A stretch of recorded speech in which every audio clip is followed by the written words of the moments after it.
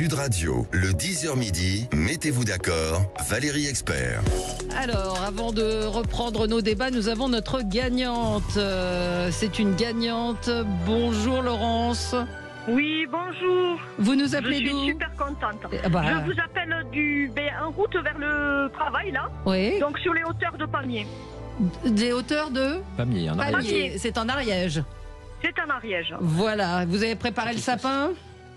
Oui, ça y est, c'est fait. Il C'est attend fait. plus que les cadeaux. Ah bah voilà. Et bah écoutez, qu'allez-vous découvrir au pied du sapin Sud Radio? Alors, c'est une carte cadeau d'un montant de 200 € pour vous offrir des bracelets Le Vent à la Française. C'est une marque de bracelets mixte, donc ça va aussi bien aux hommes qu'aux femmes, d'excellence, 100% française, avec des matières confectionnées main, garantie à vie. Vous pouvez l'ajuster, le personnaliser. C'est dans plus de 1000 magasins. Et puis surtout, il y a un site où vous pouvez tout de suite aller voir le vent à la française .com. Et donc, vous allez les garder ou vous allez les offrir? Je pense que je vais me faire plaisir. Et vous avez bien raison. Vous avez bien raison, Laurence. Merci d'être fidèle à Sud Radio et passez de très bonnes fêtes, un très joyeux Noël. Nous attendons toujours la nomination du Premier ministre. On nous a annoncé une passation de pouvoir en fin de matinée. La fin de matinée approche. Il est 11h04 très exactement. Moi, je pensais que c'était ça, le sapin Sud Radio, qu'on aurait un Premier ministre. Oui. Vous alliez annoncer. Et vous découvrez François Bayrou. Et Bayrou, c'est un cadeau? Alors, je vous représente comment il est emballé. Alexandre Malafaille, président du think tank Sinopia, Arnaud Stéphane, fondateur de l'agence La Note de Com, Jean-Pierre Denis, journaliste, écrivain et chroniqueur à la Croix, et Frédéric Fougera, spécialiste en communication. Vous êtes président de Tenkan Paris et vous avez publié Anthologie de la com aux éditions Bréal Studirama. François Bayrou, vraisemblablement futur Premier ministre. Il a quand même passé près de 2 heures avec le président de la République ce matin. On va parler de la Haute Autorité de Santé qui veut faciliter la transition de genre pour tous et ceux à partir de 16 ans. C'est un rapport non définitif, mais qui néanmoins trace des pistes qui vont dans ce sens. Bref, beaucoup de sujets. Jean-Pierre Denis, coup de cœur avec vous pour la visite du pape. Oui, ça aurait même pu être, pour commencer, un coup de gueule. Vous savez, on dit beaucoup que le pape François, il n'aime pas la France, qu'il n'aime pas les Français. Moi, je l'ai rencontré plusieurs fois, longuement. J'ai jamais perçu ça chez lui. Il n'aime pas les mondalités. Il n'avait pas trop envie d'être un figurant à Notre-Dame, et on peut le comprendre, vu la façon d'ailleurs dont ça s'est déroulé. C'était quand même le grand show d'Emmanuel Macron dans l'histoire des rois de France et l'auto-couronnement de Napoléon. Il n'avait pas envie d'être figurant sur ce théâtre-là. Je crois qu'il n'a pas eu complètement tort, parce qu'il aurait eu du mal à y trouver sa place, tout pape qu'il soit. On l'a bien vu, c'était très clair. Il a toujours refusé dans les endroits où il était attendu. Il va dans les coins un petit peu à l'écart. Il vient en Corse, c'est une île de la Méditerranée, c'est une île française, c'est une île où le catholicisme est très vivant, très fort, de manière populaire, pas un télo cérébral abstrait. Il est présent dans les confréries en Corse. Je trouve que c'est une très bonne chose. Donc ça commence par un coup de gueule, mais ça finit par un coup de cœur. Vous avez trouvé que c'était trop mondain, cette inauguration de Notre-Dame? Non, mais forcément, il y avait une dimension politique qui était extrêmement mêlée à la dimension spirituelle, en particulier évidemment le samedi. C'est dans l'ordre des choses. Notre-Dame, c'est un lieu de culte, c'est un lieu de pèlerinage, mais c'est aussi, je dirais, le symbole de quelque chose qu'Emmanuel Macron a réussi. Bon, donc il fallait bien que ce soit quand même reconnu. Et puis c'était un sommet international derrière cette inauguration. Donc il y avait toutes ces dimensions-là. Mais c'est vrai que c'est ça qu'on voyait en premier. Bien sûr. Et c'était très difficile de faire vivre autre chose. Commentaire? Sur Notre-Dame, c'était très beau, très réussi. Et c'est vrai que le pari était ambitieux. Ça veut dire que quelque part, quand on touche le fond, dans ce cher vieux pays, on arrive à faire des miracles. Mais il faut toucher le fond. Donc c'est ce qu'on attend. Ça risque de durer encore un certain temps, malheureusement. Après, sur le pape, moi je trouve qu'effectivement il a raison de faire ce qu'il fait. D'abord parce qu'il s'intéresse de très très près à la Méditerranée et les sujets sont majeurs, il est dans son rôle. Et après, vis-à-vis du président de la République, il a un comportement qui n'est pas idiot. En fait, il lui donne des leçons d'humilité. Il le remet à sa place. Et on a vu l'année dernière à Marseille, le président est venu, mais il n'a pas parlé. Le président est venu, il a écouté. Là, ce coup-ci, il va aller en Corse quand même pour rencontrer le pape. Et c'est vrai que quand on connaît un peu les relations personnelles entre les deux, on sait que ça se passe pas très bien. pour toutes sortes de raisons qu'on pourrait commenter. Et puis après, bon, c'est vrai que l'évolution de la France sur un certain nombre de sujets dont on va parler tout à l'heure peut effectivement faire aussi que l'Église n'est pas en adhésion, et peut-être que la cérémonie d'ouverture ou certaines parties laissent des traces dans la manière dont le Vatican perçoit les tendances profondes qui sont à l'œuvre dans notre cher vieux pays. Jean-Pierre, non, c'est vrai que sur le plan des relations personnelles, il y a ce qu'on voit, il y a cette espèce de tactilité de Macron qui te palpe le pape, qui te le tutoie, enfin comme s'ils étaient vraiment, c'est pas une blague. S'ils avaient joué au foot en Argentine ensemble. C'est évidemment une réalité, et ça a fini par un peu agacé à Rome, on me l'a dit, parce que évidemment le Vatican c'est une institution qui voit très loin, depuis très loin dans le passé et un peu loin dans l'avenir si possible, donc ils n'ont pas trop envie de se faire manipuler.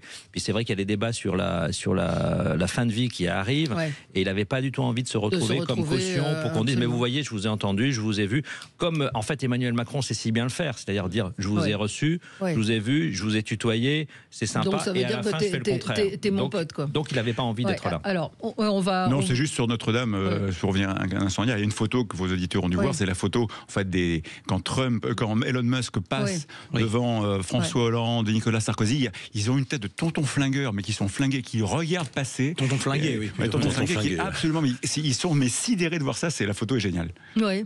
Commentaire, non. Alors, moi, il y a une information du Point hier qui m'a sidérée, c'est qu'après la cérémonie, pas Emmanuel Macron, François Hollande, Julie Gaillet, Nicolas Sarkozy et Carla Bruni sont allés dîner ensemble. Il fallait bien qu'ils se consolent, ils n'étaient pas invités au dîner. Mais moi, si vous me traitez de pingouin, ou si je vous traite de pingouin, ce qu'a fait Carla Bruni dans une chanson, si vous me tournez le dos quand vous me passez le pouvoir, quand je vous passe le pouvoir, enfin, il y a eu quand même des phrases très dures de François Hollande. L'énergie de Notre-Dame leur a pris le pardon, à se tendre la main dans un grand moment. Je réagis en citoyenne et en me disant, mais tout ça, c'est du cinéma, c'est du cirque. C'est peut-être pour ça, Valérie, que vous faites du journalisme et pas de la politique. Vous n'avez peut-être pas le cuir assez épais. Vous comprenez ça en termes de com, cet affichage Jamais mort, jamais fâché. Ce que nous avons du mal à comprendre, c'est la capacité des animaux politiques à avaler des couleuvres. Je vous rappelle qu'il y a quelques jours, une personne qui se faisait insulter dans une motion de censure a appelé son groupe à la voter. Donc voilà, c'est le monde politique. Mais regardez, il y a quelques semaines de cela, quand on a vu l'élection de Donald Trump, il a été reçu quelques jours après à la Maison-Blanche, très officiellement par Biden, qui l'a installé à côté de lui. Ils ont posé, ils se sont serré la main, ils se sont souris, ils ont passé 1h30 ensemble, comme si de rien n'était. Savait-il que c'était Trump ? Alors qu'il s'était quand même dit des horreurs jusqu'à la fin. Absolument. Bon, je pense que vous avez raison. C'est que Trump n'était pas présent à la passation de pouvoir. Allez, Frédéric Fougeras, c'est un coup de gueule.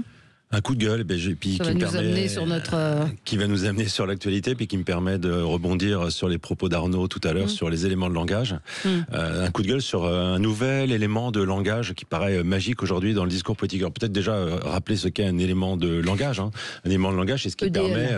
Un EDL, c'est ce qui permet, par exemple, à un expert de tenir des propos accessibles ou à plusieurs personnes qui s'expriment simultanément... dans des assemblées ou dans des médias, de communiquer de la même façon, de tenir le même discours. Mais les éléments de langage, quand ils sont trop préparés, trop récités ou sans aucune authenticité, eh bien, ils se repèrent et ils peuvent même nuire à l'intention de communication, finalement, de celui qui les prononce, nuire au discours, nuire à l'image. Et par exemple, si vous casez dans toutes vos phrases le mot riche ou dans toutes vos phrases le mot immigré, il y a un moment, ça va décrédibiliser votre discours parce qu'on comprend qu'en fait, vous êtes en train de marteler quelque chose et que vous voulez nous bourrer le crâne plutôt que de partager ou nous aider à réfléchir. Et ces derniers temps est apparu un élément de langage. J'ai pas l'impression que c'est très noté, que ce soit très noté par les journalistes ou par les personnes qui l'entendent. Cet élément de langage un peu magique du monde politique du moment, c'est ligne rouge. Alors, ligne rouge, en fait, c'est quoi ? Ligne rouge, ça permet aux politiciens de faire croire qu'ils seraient prêts à travailler à des compromis pour gouverner ensemble, alors qu'ils n'en ont aucune intention. Ligne rouge, c'est le nouveau synonyme, en fait, de chantage, menace, mais non assumé, pour paraître ouvert au dialogue, mais à la condition de tout imposer aux autres, sans disposer pourtant d'une force de majorité. Cette ligne rouge exprimée de toutes parts, c'est la démonstration de l'incapacité de nos politiciens à se dépasser en réalité, de leur incapacité à écouter. Ils parlent beaucoup, mais ils n'écoutent pas.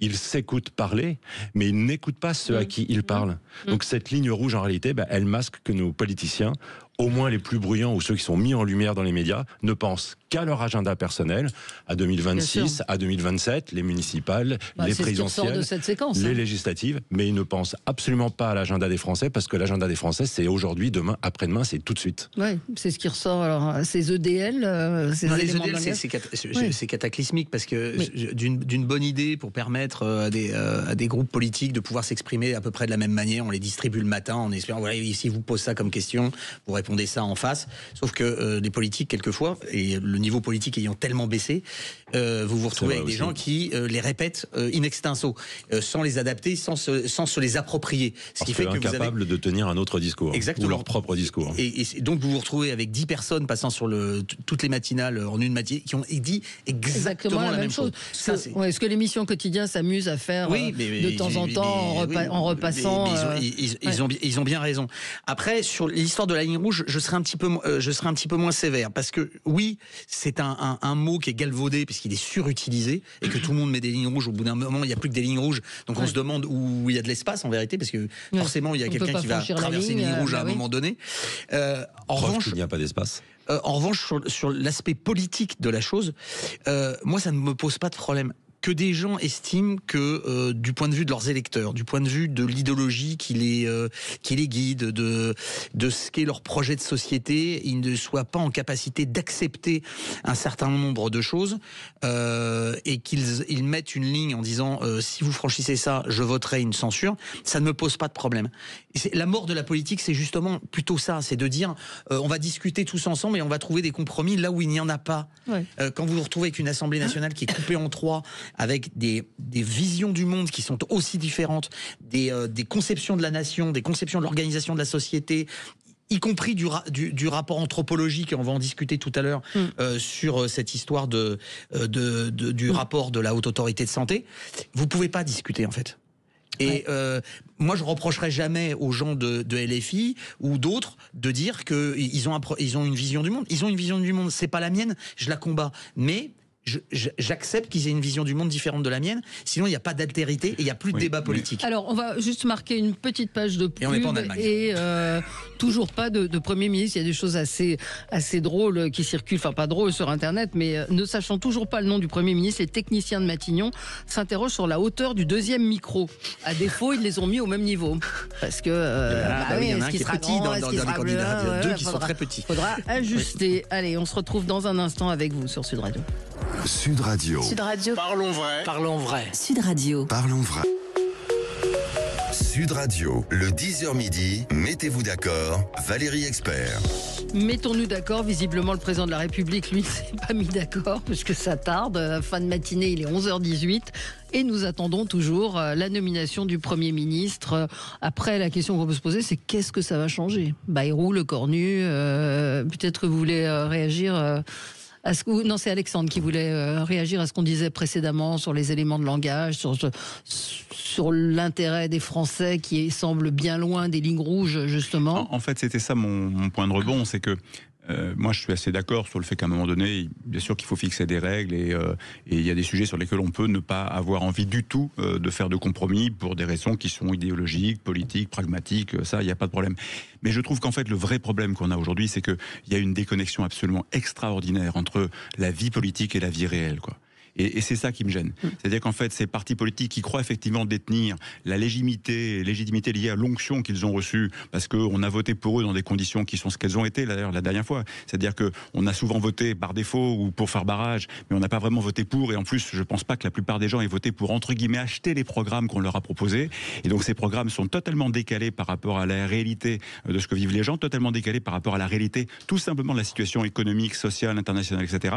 Et donc, on est enfermé dans une espèce de bulle politique totalement toxique qui fait qu'on trace des lignes rouges dans un univers qui veut pas s'entendre, alors que fondamentalement plus le temps passe, plus ça coûte cher, plus ça nous fait retarder ce qui était important d'engager. Et je pense que c'est que des mauvais signaux. Je pense que cette classe politique se décrédibilise à un point qui est phénoménal. Et pour preuve, regardez les derniers sondages, Marine Le Pen 38%. Voilà, elle est oui, mais pour le coup là c'est oui mais je suis d'accord, mais parce que bien sûr, parce qu'au bout du compte elle recueille tout ce que les gens finissent par rejeter et en disant on va vraiment se débarrasser de tous ces gens-là. Il y a eu un feuilleton quand même sur la motion de censure, si vous me permettez 2 secondes. Il y a eu un feuilleton sur la motion de censure. Il se trouve que Marine Le Pen a joué le frein.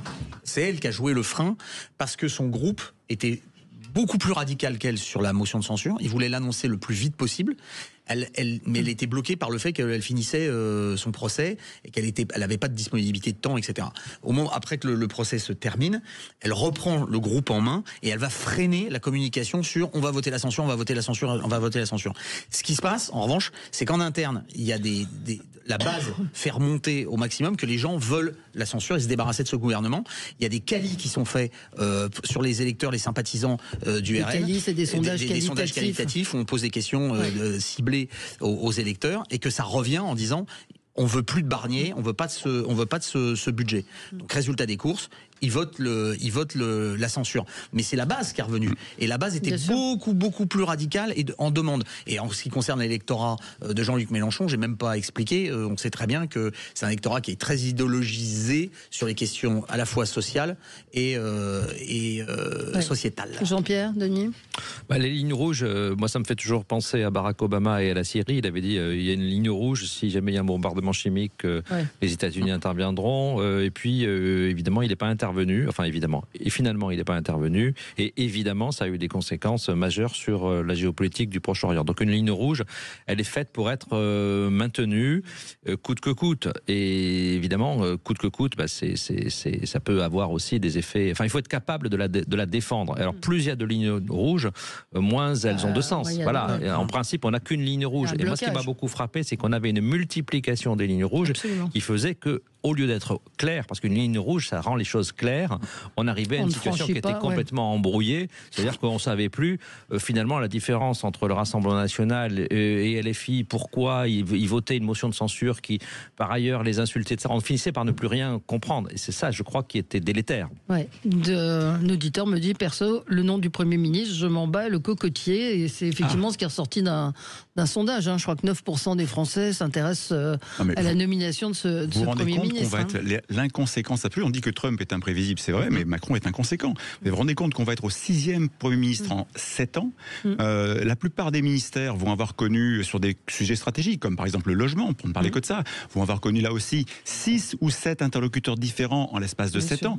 Comment voulez-vous construire une politique ? Comment voulez-vous avoir des projets, ne serait-ce qu'un peu de continuité ? Comment voulez-vous être crédible ? Les conséquences de tout ce qu'on est en train de construire, ou plutôt détruire, sont phénoménales. Ah oui, parce que la dissolution, il faut le rappeler, c'est une évidence, mais parce que la dissolution a été utilisée à l'envers. La dissolution, c'est quoi ? C'est un instrument qui est fait pour sortir d'une situation de blocage entre un président et une assemblée. Il n'y avait pas du tout une situation de blocage. Il y avait un gouvernement minoritaire. Ce sont des choses qui arrivent dans beaucoup de pays, dans beaucoup de démocraties. Donc ça a été utilisé à l'envers. Et au lieu d'être l'instrument d'une sortie de blocage, ça a été de la provocation de ce blocage.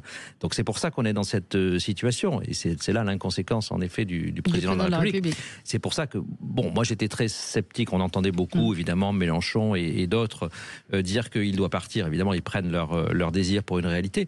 Mais d'une certaine façon, on n'a jamais été si proche de ça. C'est-à-dire que si Bayrou ou un autre ne réussit pas à rester plus de quelques semaines ou de quelques mois, quelle est la solution, quelle est la perspective ? Parce que justement, l'instrument pour régler le problème entre le président et l'Assemblée ne fonctionne plus. Donc il ne reste plus tellement de solutions.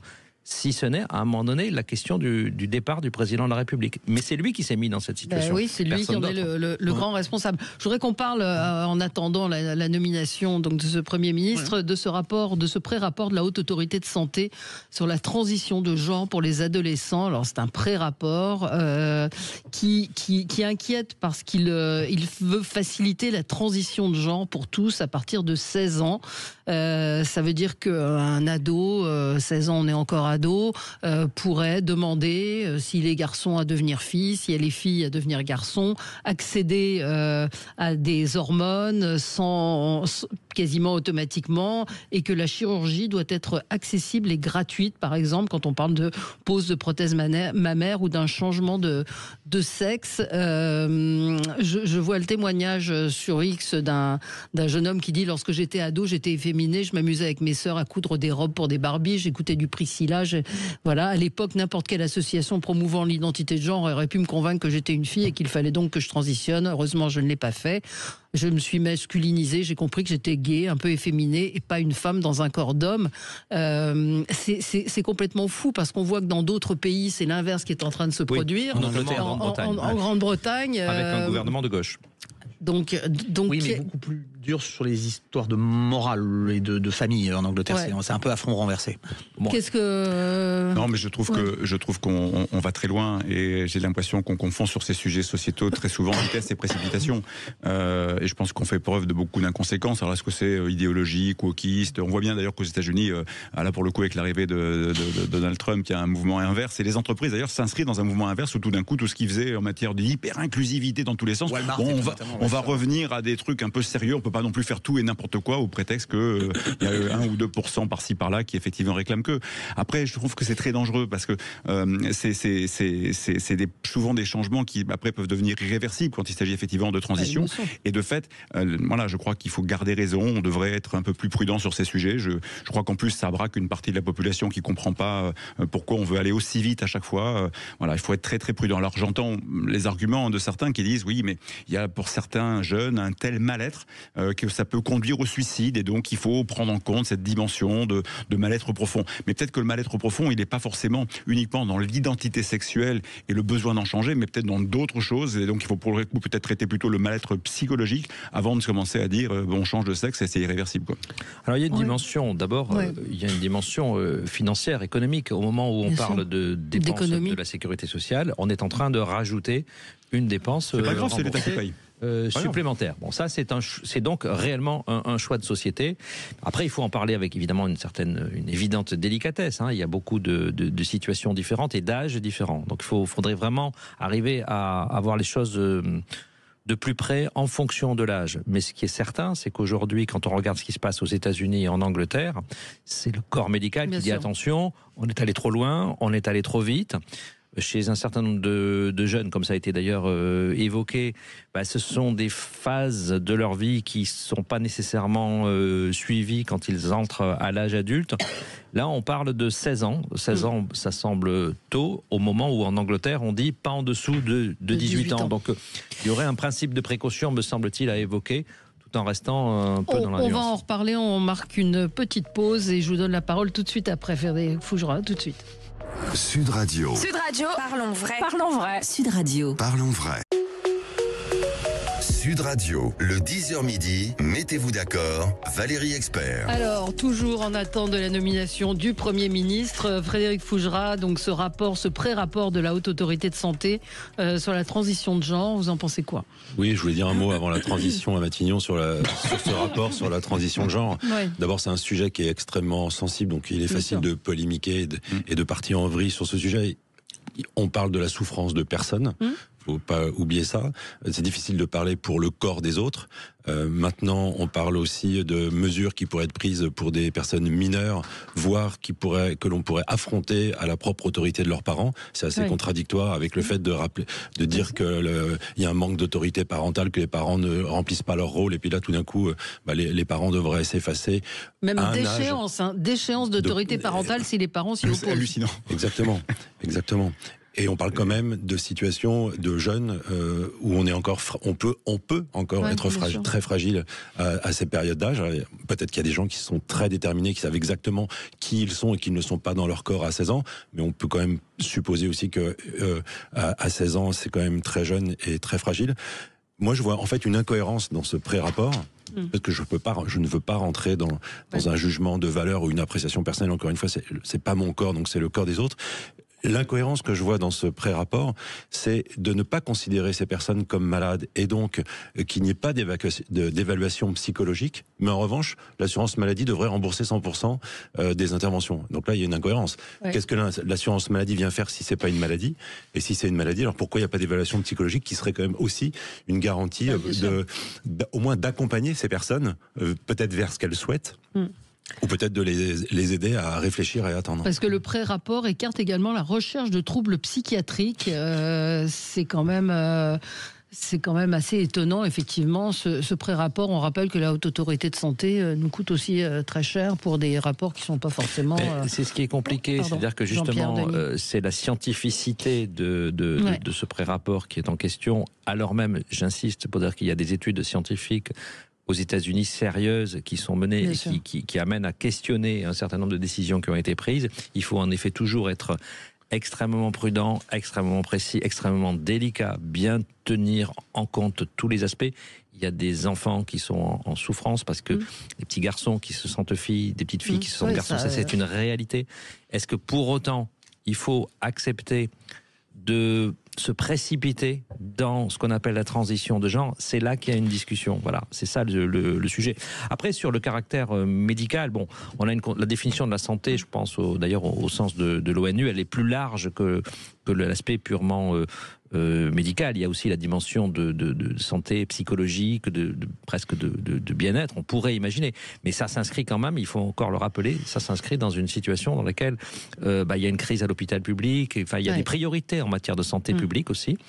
Est-ce que ça fait partie des priorités de santé publique? C'est une vraie question pour moi. C'est compliqué comme sujet. Pour en avoir discuté avec un homme qui est devenu femme, il me disait qu'à l'adolescent, il savait, lui, depuis qu'il avait 5 ans, qu'il était dans un corps d'homme et qu'il était une femme, mais que s'il avait pu avoir des hormones avant la fin de sa puberté, il n'aurait pas eu de pomme d'Adam et il aurait eu une transition plus facile que celle qu'il a exécutée. Mais c'est quelqu'un qui est aujourd'hui extrêmement malheureux, qui est marié, qui a des enfants, mais qui est dans une souffrance terrible malgré cette transition qu'il ne regrette pas, mais c'est très compliqué. Mais c'était un processus qui était très long et très accompagné pendant longtemps. Enfin, je veux dire, je crois que la première transsexuelle connue, c'était Papillon, et je crois qu'on est quasiment à la fin des années 60, début des années 70.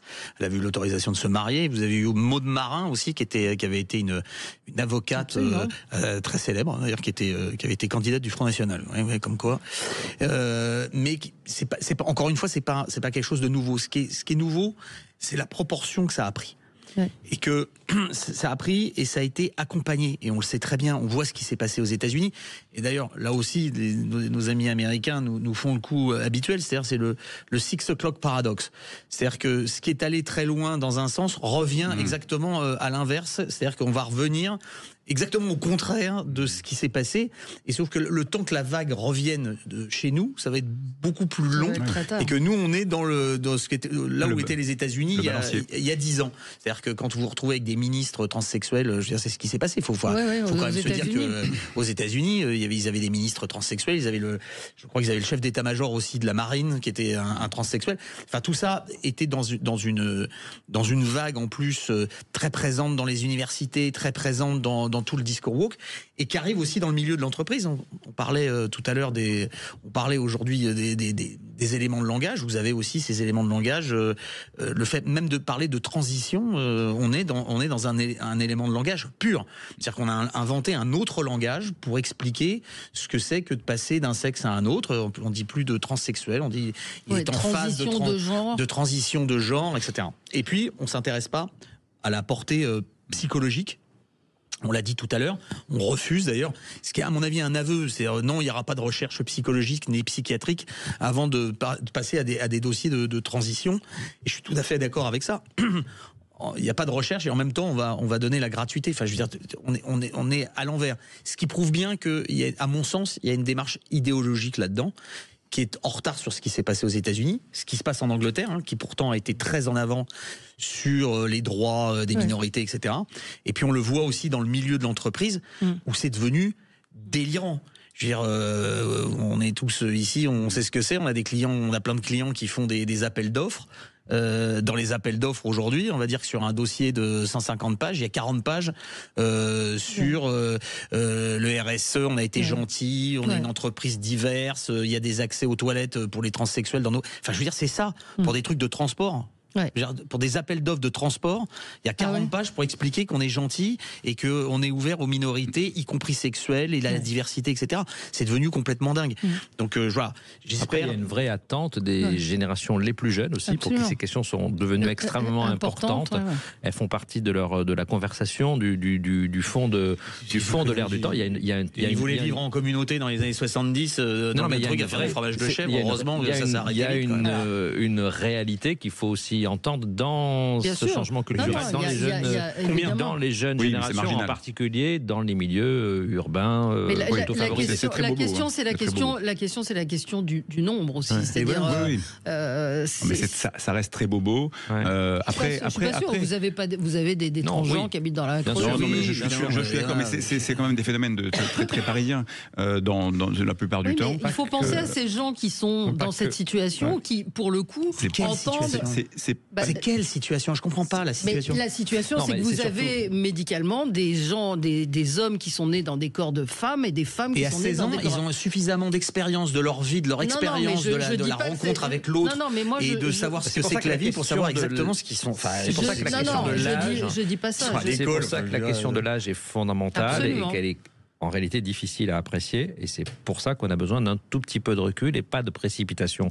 Le problème, c'est qu'on est face à une demande de nouveautés sociétales en fait qui s'auto-alimente et qui est en fait sans fin, et qui est un petit peu, en particulier pour la gauche, une façon de montrer qu'on est encore du côté du progrès, alors que on n'a plus énormément de choses à apporter. Donc c'est cette espèce de spirale. Et ce qui est intéressant, encore une fois, c'est que c'est en Grande-Bretagne le Parti travailliste qui se rend compte qu'en fait c'est un processus sans fin auquel, à un moment donné, il faut dire non, peut-être pas stop, mais juste posons-nous et réfléchissons. Je voudrais revenir sur un point. Frédéric. Toujours les bloqueurs de puberté. En dessous de 18 ans. Voilà.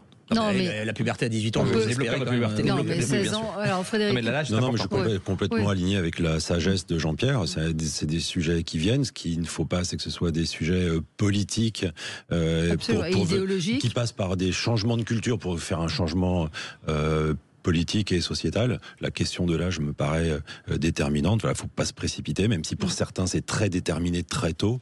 Peut-être ne pas se précipiter, mais ne pas non plus ignorer. Quant à la question du nombre, c'est pas parce qu'il y a une catégorie de gens qui ont une souffrance particulière et qui sont peu nombreux qu'il faut pas en tenir compte et pas la traiter. La quantité des souffrances ne devrait pas s'opposer, mais je pense qu'il faut qu'il y ait de la sagesse et de la raison. Et encore une fois, très difficile de se déterminer pour le corps des autres. Mais faut pas se mettre d'ornière pour ignorer le sujet. Ça interroge. Un auditeur me dit, pour rappel, il n'y a pas assez d'argent pour les maladies orphelines, mais 100% pour cette opération. Après, il y a ce qu'on ressent en disant l'hôpital est en crise, les remboursements sont de plus en plus compliqués. Mais ça correspond aussi à l'incohérence que j'évoquais sur le fait que ce soit intégralement remboursé, alors qu'on ne considère pas que ça relève d'une question de maladie. Et après, il y a un point de ce rapport que vous évoquez qui est quand même absolument terrifiant. C'est la proposition qui vise à, si ça se passe pas bien, à interdire d'échéance de l'autorité parentale. Ouais. Là, je trouve que, en fait, mais c'est très intéressant parce que, non, mais c'est très révélateur en fait d'un problème de fond. C'est-à-dire qu'on a l'impression qu'on est face à ces réalités seuls, pas du tout. On est dans une relation en permanence à trois, et dans un ménage à trois, il y a l'État qui est au milieu, qui est en permanence en train de régler les relations entre tout le monde. Il faut quand même imaginer que ça veut dire que dans une famille qui connaît son enfant, et qui a peut-être envie de voir quelques valeurs aussi, pas forcément partir tout n'importe comment, même si elle connaît bien son enfant. On va dire, si tout d'un coup l'enfant estime que, en fait, non, papa, maman, vous ne me donnez pas le droit de faire ce que je veux, vous allez perdre l'autorité parentale. C'est-à-dire cette espèce de rôle de l'immixtion de l'État dans toutes les strates et toutes les sphères avec une sanction lourde dans notre vie, c'est quand même quelque chose qui en France est très particulier. On n'est pas beaucoup de pays au monde à accepter que l'État s'immisce aussi profondément et aussi lourdement dans nos vies. C'est ce qui s'est passé aux États-Unis. Aux États-Unis, il y avait certains États qui, à condition que vous traversiez la frontière, vous savez, il y a le problème fédéral, ils traversaient la frontière, vous arriviez dans un État qui reconnaissait notamment l'État dirigé par M. Tim Walz, il reconnaissait que vous étiez candidat à la vice-présidence côté démocrate lors de la dernière élection américaine, avec succès. Vous traversiez la frontière, vous disiez que vous vouliez faire une transition de genre, on vous l'accordait, et si vos parents essayaient de venir vous récupérer, vous étiez mis en foyer protégé, les parents n'avaient plus d'autorité parentale sur vous. Voilà. Il faut bien s'imaginer que dans les communautés, puisque aux États-Unis c'est important, quand vous avez dit ça chez les Chicanos, les Latinos, Vous avez dit ça chez la communauté noire américaine qui est très souvent très croyante, baptiste ou peu catholique, mais beaucoup baptiste, ou d'autres églises protestantes. Les gens sont devenus fous. Enfin, je veux dire, c'est devenu vraiment un totem dans la société américaine, et ce qui explique en grande partie aussi la défaite de Kamala Harris et du camp démocrate lors de la dernière élection présidentielle. Alors, l'humanité nous dit, c'est un tweet reçu à l'Élysée, François Bayrou pourrait ne pas être nommé Premier ministre. François, alors je ne sais pas d'où ils tiennent, c'est le service politique de France Télévisions. Ouais. Emmanuel Macron a appelé François Bayrou 3 heures avant leur entretien pour lui annoncer qu'il ne serait pas Premier ministre. Il l'aurait appelé à 5 heures du matin. On ne sait pas exactement ce qu'ils se sont dit. Ça aurait été intéressant qu'on le sache. Oui, pendant 1h45, mais l'ambiance devait être légèrement froide. Donc, voilà. Alors là, si c'est ça, c'est... Il n'a pas été reçu, il a peut-être attendu pour 1h45, il est reparti. Je sais pas. La matinée se termine normalement à midi. Oui, il reste 15 minutes. Et ça tombe bien, c'est la fin de notre émission également. Normalement, c'était très bien calibré. Donc, on attendait, j'avais pas appelé, j'avais dit voilà, nous on est là entre 10h et on a les boucles WhatsApp en interne de plusieurs rédactions parlaient de l'arrivée de François Bayrou au poste ce matin. Hein. Je veux dire, c'était... avec même bouclage de plateaux sur l'après-midi pour faire la passation de pouvoir. Alors là, c'est vraiment rigolo. Je sais pas, il vaut mieux en rire. La transition. Il vaut mieux en rire qu'autre chose. Et c'est la blague qu'on faisait hors plateau. Hein, c'était de dire de lui parler de ça, il s'en va, et puis finalement c'est un autre nom qui est annoncé à la radio.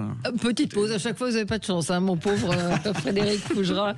On se retrouve dans un instant, 11h44, toujours pas de Premier ministre, et la matinée, comme nous l'a dit Jean-Pierre Denis, se termine dans 15 minutes. Sud Radio, c'est vous qui donnez le ton. Sud Radio, le 10h midi, mettez-vous d'accord, Valérie Expert. Alors, Frédéric Fougera, on revient avec vous, donc, cette attente, hein, donc ce sera avant 13h, me dit une source, évidemment, pour les JT, vraisemblablement, vous vouliez évoquer la méthode. Une source très fiable, oui, Valérie. Très fiable. Très fiable. Oui, non, mais c'est vrai que cette attente, à quoi elle correspond? Ça veut dire quoi? Je voulais revenir sur la méthode, Valérie, et sur votre question de tout à l'heure, ça change quoi que ce soit Bayrou ou que ce soit un autre? Et en fait, alors sur la méthode, évidemment, moi j'ai pas l'expérience de l'exercice du pouvoir, donc je m'autoriserai pas à donner des leçons au président de la République, mais on est dans une configuration inédite, et donc je ne comprends pas que face à cette configuration inédite, on n'utilise pas une nouvelle méthode. Nouvelle méthode, c'est encore un élément de langage qu'on entend dans la bouche de beaucoup, partout, mais c'est juste un élément de langage parce que personne ne l'applique. La responsabilité du président de la République, on est bien d'accord, c'est de nommer un Premier ministre. C'est pas nécessairement de procéder à un casting. C'est pas The Voice ou Star Academy où il est membre d'un jury. Donc, je ne comprends pas, dans cette configuration nouvelle, pourquoi le président de la République ne se limiterait pas, ne se contenterait pas, voire pourquoi il se fatigue d'ailleurs, à demander à chaque président de groupe parlementaire, à l'Assemblée nationale et au Sénat, dites-moi avec quelle majorité vous êtes prêt à gouverner et proposez-moi le nom d'un Premier ministre. Ouais. Et à partir du moment où on est capable de venir avec une majorité pour gouverner, alors à ce moment-là, il nomme un Premier ministre dans ce camp qui arrive à dégager une majorité. Si c'est pas le cas, il peut ensuite nommer un gouvernement, un Premier ministre, un gouvernement d'union nationale. Si ça ne fonctionne pas, il peut nommer un gouvernement technique. Mais pourquoi il se fatigue à entrer dans ce jeu du casting alors qu'il devrait laisser la responsabilité aux parlementaires de faire leur boulot? Ils se fatiguent et ils s'enlisent, alors que finalement il y a une méthode qui est quand même assez simple, c'est de confier la tâche en partant du groupe le plus important. Alors on pouvait discuter de savoir si le groupe le plus important c'était le collectif Nouveau Front Populaire ou si c'était le groupe Rassemblement National. Commencez par là, êtes-vous capable de former un gouvernement, d'avoir une majorité? Oui, non, et après on passe au suivant. Enfin, c'est comme ça qu'on fait dans les systèmes dans lesquels il n'y a pas de majorité. Et effectivement, pourquoi ils prétendent tout démonter, remonter? Et c'est pour ça qu'ils n'y arrivent pas. C'est pour ça que le casting patine. C'est parce qu'évidemment, il n'y a pas de solution au problème tel qu'il est abordé. On est bien d'accord, Jean-Pierre, mais la question ne se limite pas à êtes-vous d'accord? Oui, non, c'est avec quelle majorité vous allez gouverner. Voilà. Et si vous me présentez une majorité, alors je nomme un Premier ministre de chez vous. Et le premier groupe, l'Assemblée nationale, ils ne se discutent pas, c'est le groupe Rassemblement National. Il fallait commencer c'est eux par là. qui occupent les locaux qui sont attribués au groupe majoritaire. Mais ils ont eux déjà annoncé tout de suite que sans majorité absolue, ils ne voulaient pas gouverner. Eh bien, donc on passait au suivant. Et à ce moment-là, on passe au suivant. Mais pas seulement une question de est-ce que je suis d'accord ou pas d'accord, c'est avec quelle majorité vous gouvernez. Oui, et de toute façon, compte tenu des fameuses lignes rouges dont on parlait tout à l'heure, et des oppositions idéologiques frontales des uns contre les autres, très objectivement, composer le gouvernement, ça va être un exercice qui sera ce qui sera, sans doute pas très facile. Mais alors, pour faire quoi et comment, je vois pas. On sait pour faire quoi, rien. Oui, voilà. Non, mais sauf que, si vous voulez, on vous a juste dit tout au long de l'année 2025 que les comptes publics avaient dérapé de manière gravissime. Et là, compte tenu du fait qu'il n'y a pas de budget, on repart sur le budget de l'année dernière. Il n'y a aucune mesure d'économie. Il y aura un budget en février. Oui, d'accord. Mais mais sauf qu'on va faire du 6,5 l'année prochaine en termes de déficit. Donc, on va continuer à creuser le trou. On va se retrouver à un moment donné où on va quand même avoir l'équivalent de l'impôt sur le revenu qui va servir à payer simplement les intérêts de la dette. Et tout ça dans une dynamique où, en plus, on aura cassé le moteur économique, parce que le bilan des années Macron était ce qu'il était, on peut le commenter pendant des années, mais cela dit, sur le plan économique, il avait quand même tenté alors c'était pas parfait, il y avait beaucoup d'arbres qui masquaient la forêt des réalités, mais malgré tout, il y avait une impulsion, et là, le moteur économique est en train de se gripper de manière très sérieuse, on voit tous les clignotants qui passent au rouge, et avant de relancer la machine pour faire en sorte que le pays se dise, on peut investir, les investisseurs se disent on y va, les chefs d'entreprise se disent on prend des risques, etc., il va se passer du temps, sachant que si on est comme ça pendant 30 mois, je sais pas dans quel état on arrive en 2027. Il y a un immense paradoxe dans tout cela, c'est que vous avez un gouvernement, vous avez eu un gouvernement Attal, puis vous avez eu la dissolution, puis un gouvernement Barnier qui, grosso modo, sur les grandes lignes, n'était pas très éloigné économiquement de ce qui se faisait avant. Et là, on s'apprêterait à nommer un gouvernement de gauche éventuellement, puisque il y a deux solutions, il y a deux candidats, il y en a un de gauche, et qui donc détricoterait ce qu'a fait le précédent et celui d'avant. Et on pense que ça va fonctionner correctement. Enfin, non, évidemment que non. Donc c'est absurde. La ligne rouge, c'était il faut pas toucher à la réforme des retraites. Très bien. Et là, le président de la République va nommer quelqu'un qui va revenir sur la réforme des retraites ou la suspendre, ce qui est un autre mot pour dire annuler la réforme des retraites. C'est une ligne rouge. Mais encore une fois, c'est encore une ligne rouge. Donc qu'est-ce qu'on va faire ? On va détricoter. Le gouvernement va passer du temps à détruire ce que les autres ont fait. Alors je sais bien que faire ou défaire, c'est toujours faire, mais enfin au bout d'un moment, ça va devenir grotesque tout cela quand même. Et tout ça dans un contexte où le président de la République dit je ne partirai pas. Je ne partirai pas. Bon, ça c'est pas grave. Ça. Mais surtout qu'ils disent il y aura pas de dissolution, éventuellement pas de dissolution avant 2027. Je vois pas comment on va régler le problème quand même. Non, on tourne un peu en rond. Oui, ça c'est un engagement à mon avis très anticipé d'être les capable deux de dire ça. Je ne partirai pas et il n'y aura pas de dissolution. Je pense que c'est pas partir. Ça personne ne peut l'obliger à partir, mais ne pas dissoudre dans une situation totalement bloquée, même si une dissolution en juin pourrait amener les mêmes résultats qu'aujourd'hui en se retrouvant avec 3 blocs de 3 tiers et donc de rester dans une situation de blocage. Si les gens veulent pas. Il y a un précédent, Millerand. L'Assemblée nationale, Millerand était président de la République en 1924. L'Assemblée nationale a refusé de lui donner un gouvernement, a bloqué tout, il a été obligé de partir. Il y a un précédent dans l'histoire de la République française. Il n'y a pas 36 solutions dans une situation de blocage. Contrairement à ce qu'on croit, le président de la République, sous la Troisième République, avait quand même pas mal de pouvoir. Encore une fois, la dissolution, c'est l'instrument pour régler le différent. Bien sûr. Là, l'instrument a provoqué le différent. Donc, il n'y a pas tellement de solutions. C'est pour ça que s'engager à ne pas dissoudre jusqu'à la fin du mandat de l'actuelle Assemblée, c'est un engagement qui, en réalité, peut pas être tenu. Il n'y a pas de majorité possible. On va voir quel Premier ministre sortira. Alors, Valérie, vous non plus, vous tenez pas vos engagements, puisque vous nous aviez promis un Premier ministre au cours de l'émission. Donc, c'était notre ligne rouge. Et les choses se gâtent, puisque BFM TV Info confirme l'information de l'Humanité. Macron-Bayrou, rendez-vous tendu. Donc, dingue. Complètement fou. Complètement fou, c'est-à-dire que ce matin, rendez-vous Bayrou, tout le monde dit ça va être Bayrou. 1h45 de rendez-vous, on annonce que le tapis rouge est mis, les boucles, machin dit c'est fait, alors il va arriver pour 13h, ou en fin de matinée, il y aura une passation de pouvoir, tout le scénario a été mis en place, et c'était sans compter sur la psychologie quelque peu compliquée, pas dit pervers, j'ai dit compliqué du président de la République. C'est pervers. Je ne sais pas si c'est pervers. Ça, C'est-à-dire de le recevoir pendant une heure. Enfin, c'est-à-dire que Bayrou va avoir été moins longtemps Premier ministre que Catherine Vautrin, qui a été démissionnée 1 heure avant d'être nommée. Oui. On va. C'est peut-être elle qui va arriver tout à l'heure. Et en même temps, on échappe à Bayrou, c'est peut-être pas plus mal, me dit une auditrice. Mais Bayrou avait pas mal d'avantages. C'est que comme il avait aidé la gauche à gagner en 2012 François Hollande, avec François Hollande, il avait bien soutenu. Il a permis à Marine Le Pen d'être candidate à l'élection présidentielle. Exactement, avec les 68 parrainages qu'il lui a donné juste 5 jours avant le dépôt des candidatures en 2022. Il est pour la proportionnelle. Il avait dit que c'était quelque chose. Donc là aussi proportionnel. Il se mettait une partie de la gauche aussi dans la poche, et surtout Marine Le Pen. Donc voilà, ça lui permettait d'avoir un côté anti-blocage.